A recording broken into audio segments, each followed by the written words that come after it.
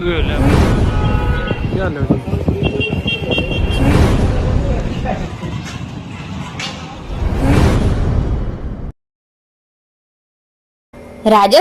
5 જિલ્લાઓમાં ધોળા દિવસે અંધારું છવાયું.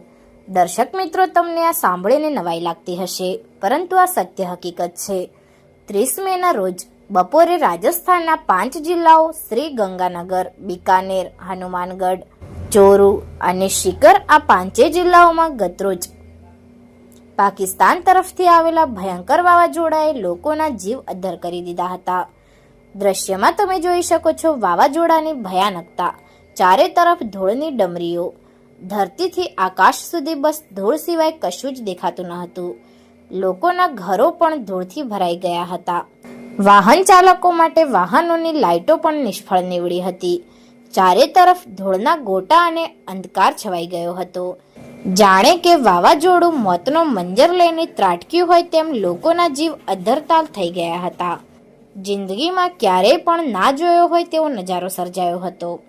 લોકો રીતસરના હિપતાઈ ગયા હતા. શું કરવું એ કંઈ લોકોને સૂચતું ન હતું.